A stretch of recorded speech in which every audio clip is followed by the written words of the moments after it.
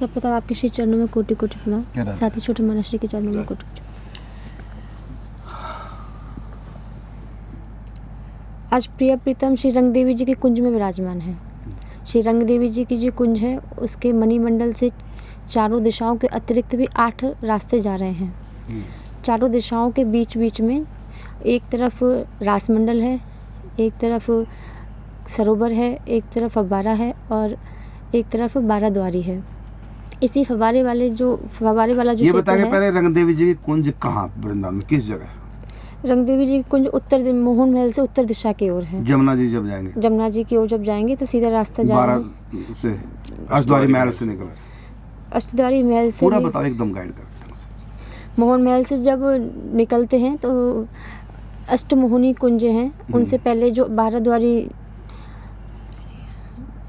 अष्टद्वारी महल जो है उससे निकलकर आगे एकदम निकल गया। आराम से जाओ ना, धीरे धीरे, जल्दी क्या है, चिंतन करो। देखो अच्छा, मोहन महल से निकले, हाँ जी, तो किधर गए? मोहन महल से सीधे उत्तर दिशा की ओर जा रहे हैं। उत्तर दिशा की तरफ गए, तो पहले क्या आया? मोहन महल से उत्तर दिशा की मोहनी कुंज। कौन सी 2 मोहनी कुंजों के बीच में से रास्ता निकल रहा है? एक तरफ मंगल कुंज है और एक तरफ ब्याउला कुंज। हाँ, ऐसे बोलो, दोनों के बीच में से रास्ता है। फिर आगे अष्टद्वारी महल आ गया। अष्टद्वारी महल स्फटिक मणि होगा। हाँ जी, तो महल के उत्तर द्वार से आगे निकले, फिर आगे जमुना जी की तरफ, रंगत घाट की तरफ जा रहे हैं। हाँ जी, फिर आगे जाते हुए कितना दूर आगे जा रहे हैं? मुख्य रूप से तो पूरी एग्जैक्ट जो है दूरी वो तो ज्ञात नहीं है, परंतु क्योंकि दूरी घटती बढ़ती रहती है लीला के अनुरूप कुंज बड़ी छोटी और दूरी घटती बढ़ती रहती है। वहाँ लगभग 1.5 किलोमीटर आगे निकले। लगभग 1.5 किलोमीटर जी। रंग देवी जी की कुंज में, सुखदा कुंज में, वहाँ उस रास्ते से जो रंगत घाट की तरफ, जमुना जी तरफ जा रहा है, तो अष्टद्वारी महल से आगे निकल के आगे सीधे हाथ पे मुड़ना है। चौराहा से आगे जाने पर सीधे हाथ की तरफ, सीधे हाथ में मुड़कर तब रंग देवी जी की कुंज है। कुंज में प्रवेश करने पर क्या नाम है? रंग सुखदा कुंज है। रंग देवी जी कुंज, रंग देवी जी की कुंज का नाम है सुखदा कुंज जी। उस मंडल परिक्षेत जो क्षेत्र है उसमें प्रवेश करने पर रंग देवी जी की जो अष्ट सखियाँ हैं और उनकी जो अष्ट सखियाँ पहले उनकी कुंज हैं एक पूरे घेरे में, उसमें अंदर प्रवेश करने पर अष्ट सखियाँ जो रंग देवी जी की अष्ट सखियाँ हैं उनकी कुंजें हैं और फिर और अंदर जाने पर श्री रंग देवी जी की कुंज है। कुंज के क्षेत्र में ही रंग चारों तरफ बगीचे, फुलवारियाँ हैं, नहरें हैं, नहरों के बीच में रास्ते हैं, गोलाकार जो मार्ग बना हुआ है कुंज के चारों तरफ, उसमें मार्ग के चारों तरफ नहरें हैं और नहरों के चारों ओर ही फुलवारियाँ खिली हुई है। इसी फुलवारी में चारों दिशाओं में अलग अलग जगह, कहीं सरोवर है, कहीं रासमंडल है और कहीं 12 द्वारी है, कहीं सरोवर या लीला के अनुरूप फव्वारा है। वहीं पर फव्वारे वाले इस क्षेत्र पर श्री प्रिया प्रीतम विराजमान है। सुंदर फव्वारा है जो कि किसी सुंदर चमकीली धातु से बना हुआ काफ़ी विशालकाय है। उसके ऊपर एक उसी धातु से बना हुआ हंस है जिसने पंख फैला रखे हैं। देखने में ऐसा लग रहा है जैसे फव्वारे के ऊपर हंस बैठा हुआ है। हंस की चोंच में एक कमल का फूल है, वो भी उसी धातु का बना हुआ है, पर उसकी डंडी हरे रंग की है और फूल लाल रंग का है। हंस ने चोंच ऊपर की ओर करके फूल को पकड़ा हुआ है और पंख फैला रखे हैं। उनके पंख में जहाँ जहाँ भी मुड़ाव है वहाँ पर छेद हैं जिससे पानी फुहारा निकल रहा है और नीचे पानी गिर रहा है, कुंड में गिर रहा है। तीव्र गति से जब पानी निकलता है तो ऐसा लग रहा है कि कुंड के फव्वारे में से पानी निकल रहा है और उस पर कोई हंस नहा रहा है। इस तरह के देखने में दर्शन हो रहे हैं। उसी कुंड के चारों तरफ काफ़ी बड़े एरिया में सीढ़ियाँ हैं। इन्हीं काफ़ी सीढ़ियाँ हैं पर वो सभी सीढ़ियाँ पानी से डूबी हुई हैं। ऊपर ही ऊपर की सिर्फ 3 सीढ़ियाँ दिख रही हैं। इसमें भी ऊपर ही ऊपर श्री लालीलाल विराजमान हैं। कुंड में रंग बिरंगे कमल के फूल खिले हैं, हंसनियाँ तैर रही हैं। इस कुंड के जो किनारी है वहाँ पर सुंदर कोई पत्थर है चमकीला जिससे उसको पाटा गया है। वो इतना चमकीला है कि अगर उस पर कोई खड़ा हो तो उस पर प्रतिबिंब दिखने लगता है दर्पण की तरह। इस पत्थर की जो पटाव है इसके थोड़े से आगे दूब है और दूब से फिर थोड़े से और आगे एक पत्थर का गोलाकार रास्ता है जो कुंड के चारों तरफ है उस रास्ते से 2 हाथ की दूरी पर फिर मेहंदी की क्यारियाँ हैं और इन क्यारियों के आगे फिर धूप का खुला मैदान सा है, पर ये सब कुंड का जो परिसर है उसी के अंदर है।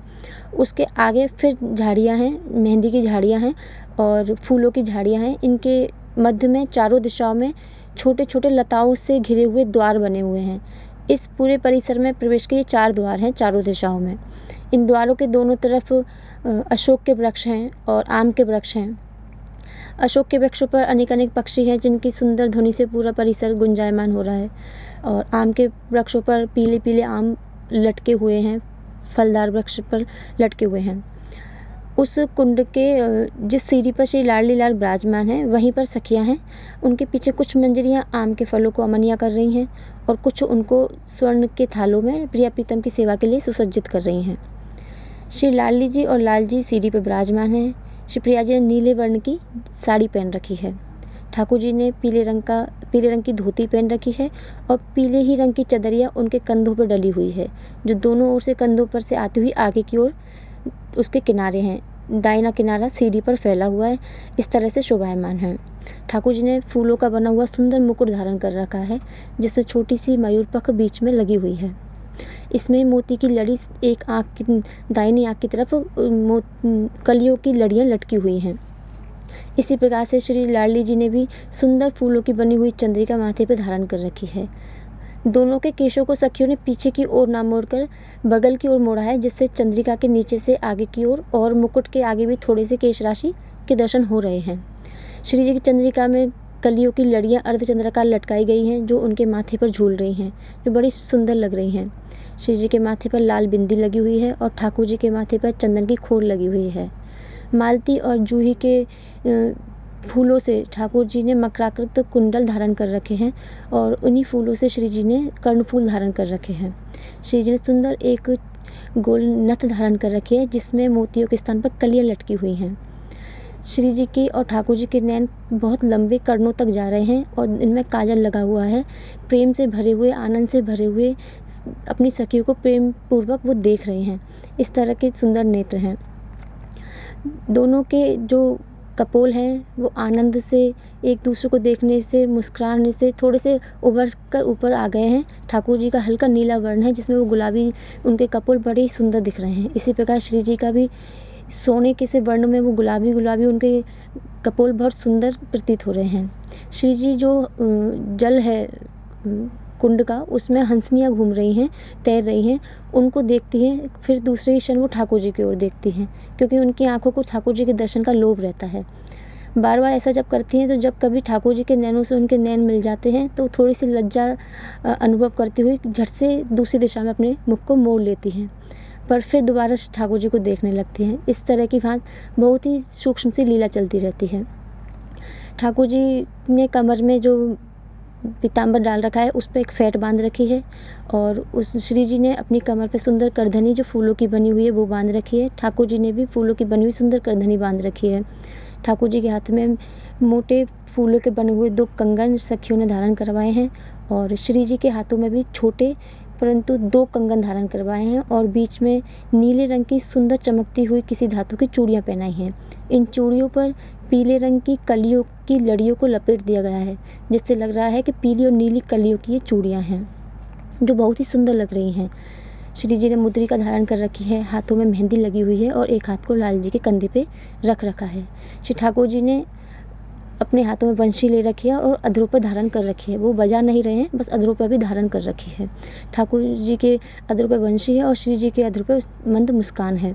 इस सुंदर झांकी को सभी सखियाँ जो आसपास में विराजमान है वो देख रही हैं, दर्शन कर रही हैं। ठाकुर जी के चरणों में, श्री जी के चरणों में फूलों की सुंदर पायल और बिछुआ जिनमें मोतियाँ और घुंघरियाँ लटकी हुई हैं सखियों ने धारण करवाई है। सुंदर इस दृश्य का सखियाँ दर्शन कर रही हैं। ठाकुर जी और श्री जी के आगे वाली सीढ़ी पर 2 सखियाँ बैठी हैं, श्री ललिता जी और विशाखा जी, पर वो इस तरह से बैठी हैं कि मुड़ के वो लाल जी लाल का दर्शन कर रही हैं। उनके आगे श्री रंगदेवी जी अगली सीढ़ी पर बैठी हुई हैं, जो सरोवर के कुंड के जल में उनके चरण स्पर्श कर रहे हैं। वो एक बार जल की तरफ देखती हैं और एक बार फिर ठाकुर जी श्री जी की ओर देखकर उनकी रूप माधुरी का दर्शन कर रही हैं। ठाकुर जी ने एक बार बंशी में स्वर भरा है और कुछ क्षण के लिए जैसे ही वो स्वर भरा तो कुंड के जल में बुलबुले उठने लगे इन बुलबुलों को देखकर श्री जी बड़ी प्रसन्न हुई और बच्चे की तरह खिलखिला के हंस पड़ी। उनको हंसता हुआ देखकर सखिया भी हंस पड़ी। इस प्रकार थोड़ा सा जब वो हिले हैं तो श्री जी की कमर में जो उनका आंचल ठुसा हुआ था वो हल्का सा निकल जाता है, जिसकी वजह से उनके सिर पे जो आंचल था वो वहाँ से हट जाता है। पर पीछे जो चित्रा सखी जी खड़ी हैं उन्होंने उसको वापस सिर पर धारण करवा दिया। इस तरह से बहुत ही सूक्ष्म लीला वहाँ चल रही है। सखियाँ देख लेती हैं कि बांसुरी के स्वर से ही कुंड में जल में कुछ हो रही है प्रतिक्रिया। रंग देवी जी के मन में बड़ा प्रेम उठने लगता है और लाल जी लाल की इस सुंदर छवि को देखती हैं और कुंड में होने वाले पानी में गतिविधि जो होती है उसको देखकर उनके मन में आता है श्याम सुंदर से तो सभी प्रेम करते हैं, श्री प्रिया प्रीतम के प्रेम के कारण ही इस जल के कणों को भी ऐसा लग रहा है कि मैं कैसे इनका स्पर्श कर लूँ। फिर रंग देवी जी सोचती हैं, मैं एक बार कहती हूँ श्याम सुंदर से कि अपने उठें और चरण थोड़ा सा जल में स्पर्श करा दें।